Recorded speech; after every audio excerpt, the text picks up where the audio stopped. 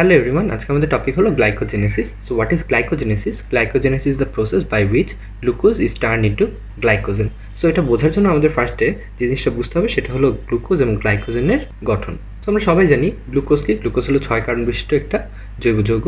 এটার গঠনটা অনেকটা এরকম। এখানে 6টা কার্বন থাকে, 1 number, 2 number, 3 number, 4 number, 5 number এবং 6 নাম্বার। এখানে একটা জিনিস লক্ষ্য করুন, এখানে প্রথম কার্বন এবং চতুর্থ কার্বন দুটোর সাথে এইচ আর ওইচ দুটো মূলক আছে। এখন 1 নাম্বার কার্বনের যে এইচ সেটা যদি ওপরে থাকে এবং ওইচটা যদি নিচে থাকে তাহলে সেই ধরনের গ্লুকোজকে আমরা বলি আলফা ডি গ্লুকোজ। এখন চিন্তা করুন, আমরা দুটো গ্লুকোজ অণু নিলাম। দুটো গ্লুকোজ অণুরই 1 নাম্বার এবং 4 নাম্বার কার্বনের হাইড্রোজেনগুলো ওপরে থাকে এবং অক্সিজেনগুলো নিচে থাকে। এখানে হয় কি, এই দুটো হাইড্রোক্সিলের একটা হাইড্রোক্সিল পুরোপুরি এই কার্বন থেকে আলাদা হয়ে যায় এবং অন্য যেই গ্লুকোজ অণুটা থাকে তার অনলি হাইড্রোজেন প্রান্তটা আলাদা হয়ে যায়। তাহলে কি হলো দেখুন, কার্বনের কিন্তু যোজনী 4। সো এখানে একটা বন্ধন যখন ভেঙে গেল তার কিন্তু একটা হাত ফাঁকা হলো। অন্যদিকে আমরা জানি অক্সিজেনের যোজনী হলো 2, যেহেতু এখানে OH বন্ধনটা ভেঙে গেল অক্সিজেনের একটা হাত ফাঁকা হলো। এই অক্সিজেন এবং কার্বনের ফাঁকা হাত দুটো একসাথে যুক্ত হয়ে যায় এবং আমরা পরবর্তীতে এই ধরনের একটা বন্ড পাই, যেখানে দুটো কার্বনকে আমাদের কানেক্ট করতেছে একটা অক্সিজেন। এবং দেখো এখান থেকে একটা OH এবং H বের হয়ে গিয়ে আমাদের এখনও ওয়াটার তৈরি করছে। এই ধরনের বন্ডকে আমরা বলি বা COC টাইপের বন্ডকে আমরা বলি গ্লাইকোসাইডিক বন্ড। এবং যেহেতু এটা দুটো আলফা ডি গ্লুকোজের মধ্যে সংঘটিত হচ্ছে এবং এটা 4 নাম্বার কার্বন এবং এটা 1 নাম্বার কার্বন, এই ধরনের লিঙ্কেজকে আমরা আবার নাম দিই আলফা 1,4 লিঙ্কেজ। তো দেখুন এখানে আলফা 1,4 লিঙ্কেজের মাধ্যমে কি তৈরি হলো, দুটো মনোস্যাকারাইড মিলে তৈরি হলো একটা ডাইস্যাকারাইড, যেখানে আসলে দুটো মনোস্যাকারাইড একসঙ্গে যুক্ত রয়েছে। এখন চিন্তা করুন, আমরা এখানে যে ডাইস্যাকারাইডটা পেলাম সেটার সাথে আমি আরে কোনো গ্লুকোজ যুক্ত করতে চাই। তবে এই গ্লুকোজটা আমি 4 আর 1-এর মধ্যে যুক্ত করবো না, এটা আমি যুক্ত করবো এই 6 নাম্বার কার্বন এবং এই 1 নাম্বার কার্বনের মধ্যে। তো দেখুন 6 নাম্বার কার্বনেও কিন্তু একটা OH মূলক থাকে এবং 1 নাম্বার কার্বন একটা OH মূলক থাকে। সো এই দুটো OH একসঙ্গে একটা বন্ড ফর্ম করে এবং বন্ড ফর্মের কারণে কি হয়, এই কার্বন এবং এই কার্বন একটা অক্সিজেনের মাধ্যমে যুক্ত হয়ে যায়, ফলে এই ধরনের একটা যৌগ তৈরি হয়। এখানে দেখুন 1 নাম্বার এবং 6 নাম্বার কার্বন একসাথে যুক্ত হয়ে যাচ্ছে। সো এই ধরনের বন্ডকে আমরা বলবো আলফা 1,6 লিঙ্কেজ। তো আমরা এখানে গ্লুকোজের 2 টাইপের লিঙ্কেজ আলফা 1,4 এবং আলফা 1,6 লিঙ্কেজের ব্যাপারে জানলাম। এখন আমাদের এখানে যেমন দুটো গ্লুকোজ একসঙ্গে যুক্ত হয়েছে, ঠিক এই 1 নাম্বার গ্লুকোজের সঙ্গে আরেকটা 4 নাম্বার গ্লুকোজ কিন্তু এই পাশে যুক্ত হতে পারে। একইভাবে এই 4 নাম্বার কার্বনের সাথে একটা 1 নাম্বার কার্বনও কিন্তু এই পাশে যুক্ত হতে পারে। অর্থাৎ এদিকে এবং এদিকে আমাদের চেইনটা কিন্তু ইলঙ্গেট হতে পারে। সো ফলে কি হয়, আমাদের একটা লম্বা চেইন তৈরি হয়। আমি যদি প্রত্যেকটা গ্লুকোজকে এক একটা সার্কেলের মাধ্যমে প্রকাশ করি তাহলে দেখুন এই দুটো হলো আমাদের এই দুটো সার্কেল। এটার এপাশে আরেকটা গ্লুকোজ যুক্ত হতে পারে, এখানে আরেকটা, এখানে আরেকটা, এখানে আরেকটা, এখানে আরেকটা, অর্থাৎ এভাবে একটা লম্বা চেইন তৈরি হতে পারে এবং এই চেইনটাকে আমরা বলি গ্লুকোজের একটা চেইন। আবার একইভাবে দেখুন, ধরুন এই কার্বনের সাথে আমাদের কি ছিল, একটা আলফা 1,6 লিঙ্কেজ ছিল। একইভাবে এই যে আলফা 1,6 লিঙ্কেজ অর্থাৎ এই কার্বনটা, এটারও আবার 4 নাম্বার কার্বনের সাথে আরেকটা যুক্ত হতে পারে, 1 নাম্বার কার্বনের সাথে আরেকটা যুক্ত হতে পারে, অর্থাৎ এদিকেও কিন্তু চেইনের ইলংগেশনটা সম্ভব।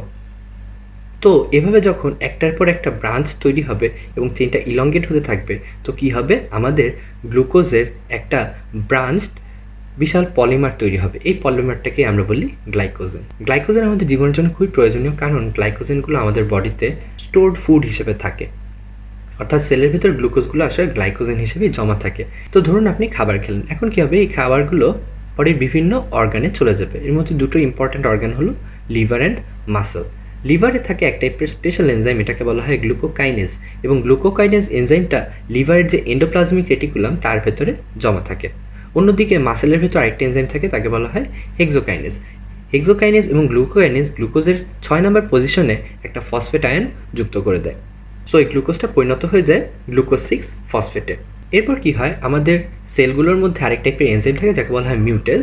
মিউটেজ গ্লুকোজ 6 ফসফেটকে গ্লুকোজ 1 ফসফেটে পরিণত করে, অর্থাৎ 6 নাম্বার কার্বনের ফসফেটটাকে গ্লুকোজের 1 নাম্বার কার্বনের ফসফেটের সঙ্গে যুক্ত করে দেয়। তো এরপর কি হয়, আমাদের যে গ্লুকোজ 1 ফসফেটটা তৈরি হলো সেটা ইউটিপি নামক এক ধরনের যৌগের সঙ্গে যুক্ত হয়। ইউটিপির ফুল ফর্ম হলো ইউরিডিন ট্রাইফসফেট। ইউরিডিন ট্রাইফসফেটে আসলে 3টা ফসফেট অণু থাকে।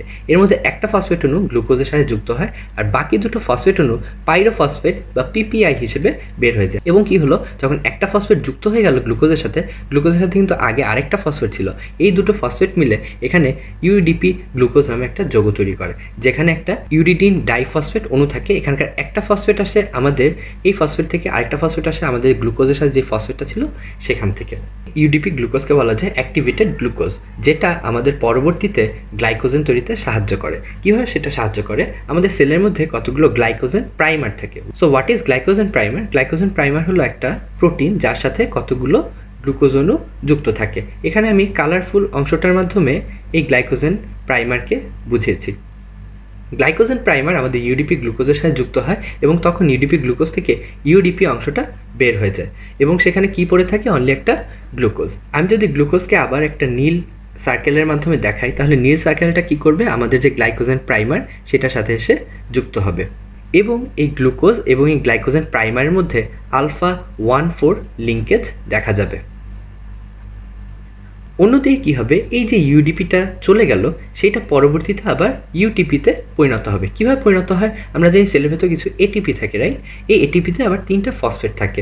এই 3টা ফসফেটের মধ্যে একটা ফসফেট আমাদের ইউডিপির সাথে যুক্ত হয়ে যায় এবং ইউটিপি তৈরি করে, আর বাকি দুটো ফসফেট নিয়ে এডিপিতে পরিণত হয়। এখন একটু চিন্তা করুন, ধরুন এটা হলো আমাদের সেই গ্লাইকোজেন প্রাইমার এবং এখানে কি হলো, আমাদের প্রথম গ্লুকোজ অণুটা যুক্ত হলো আলফা 1,4 লিঙ্কেজের মাধ্যমে।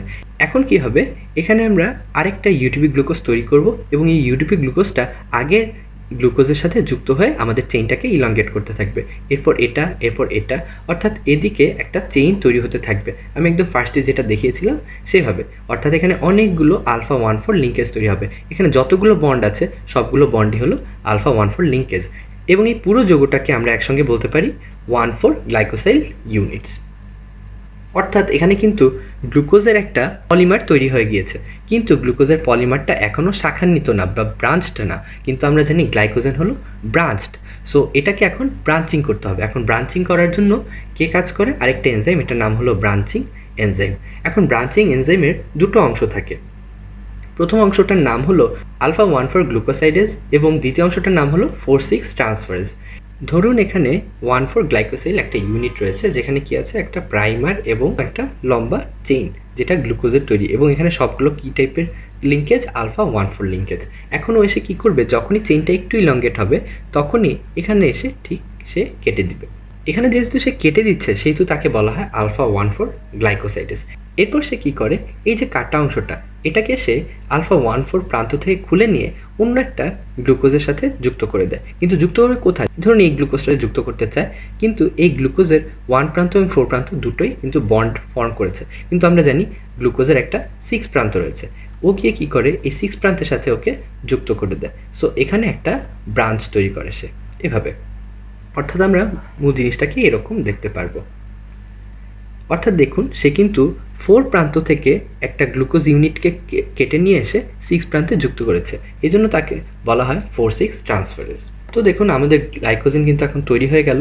এখানে একটা গ্লুকোজের বড় চেইন তৈরি হয়েছে এবং এটা একটা ব্রাঞ্চিং এজে। এটাকে যদি আমরা আরও ইলংগেট করি, ধরুন এরকম করে আমি ইলংগেট করছি এবং কোনো একটা প্রান্তে ব্রাঞ্চিং এনজাইম কেটে দিয়ে এখানে এনে যুক্ত করে দিল, ফলে কি হবে, এই অংশগুলো কিন্তু চলে যাবে। এরপর কি করে, আমাদের ওই যে গ্লাইকোজেন সিনথেস, সে কি করে, এই প্রান্তটাকে আবার ইলংগেট করা শুরু করে। আবার সে ঠিক একইভাবে এই প্রান্তটাকে ইলংগেট করতে থাকে। আবার যখন এই দুটো প্রান্ত আরেকটু লম্বা হয় তখন আবার ব্রাঞ্চিং এনজাইম এসে এই অংশটাকে কেটে ফেলে এবং এই অংশটাকে কেটে ফেলে। এই অংশটাকে কেটে ফেলে তারা ধরুন এখানে আবার যুক্ত করে দিল।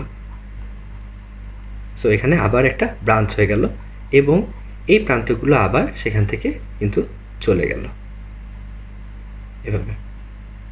তো এখানে কি হচ্ছে, একই সাথে ইলংগেট হচ্ছে এবং ব্রাঞ্চিং হচ্ছে, অর্থাৎ গ্লুকোজের একটা বড় পলিমার তৈরি হচ্ছে এবং একই সাথে সেটা ব্রাঞ্চড পলিমারও তৈরি করছে।